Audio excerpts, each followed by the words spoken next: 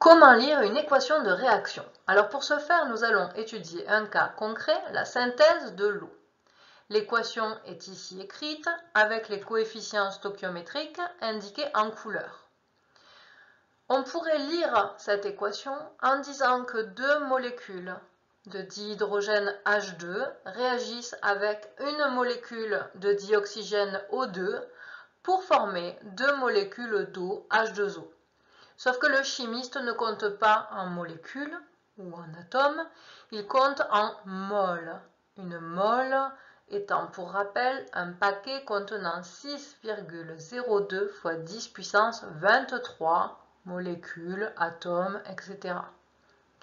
Donc on va pouvoir réaliser un bilan en quantité de matière en écrivant une phrase du type 2 moles de dihydrogène gazeux réagissent avec 1 mole de dioxygène gazeux pour former 2 moles d'eau liquide.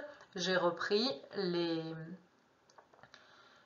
codes couleurs des coefficients stoichiométriques de l'équation équilibrée ci-dessus. Alors concrètement, si je représente ça avec un petit schéma pour expliciter, on peut dire que si on fait réagir 2 moles de dihydrogène avec 1 mole de dioxygène, alors il va se former 2 moles d'eau liquide. Ça, c'est le schéma de la phrase ci-dessus.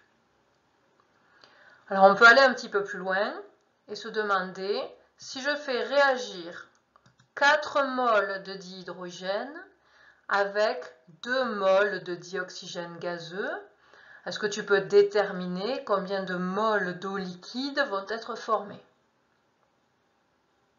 Absolument, pour chaque équation, on a 2 moles d'eau qui sont formés, et donc comme ici elle se produit 2 fois, ça donne 4 moles d'eau.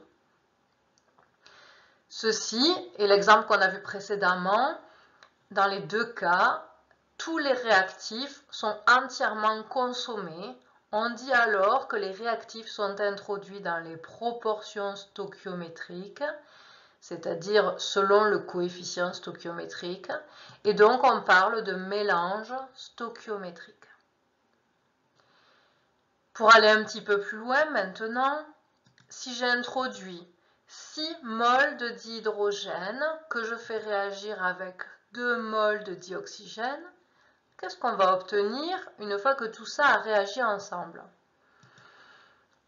La ligne du haut là, 2 moles de dihydrogène plus 1 mole de dioxygène, ça va former 2 moles d'eau. Et puis la ligne en dessous, 2 moles de dihydrogène plus 1 mole de O2 va également former 2 moles d'eau. Et puis ça en bas, forcément, il n'y a pas de dioxygène pour réagir avec. Donc, va se former les 4 moles d'eau et il va rester 2 moles de dihydrogène réactifs qui n'auront pas été consommés. Dans ce cas, le mélange n'est pas stoichiométrique, les réactifs ne sont pas tous entièrement consommés à la fin. On peut dire que H2 est le réactif en excès, vu qu'il en reste à la fin. Et on peut aussi dire que O2 est le réactif limitant, car c'est lui qui empêche la transformation d'être terminée. C'est lui qui empêche le fait que les 2 moles de dihydrogène ne puissent pas continuer de réagir. Voilà pour le vocabulaire relatif aux équations de réaction chimique.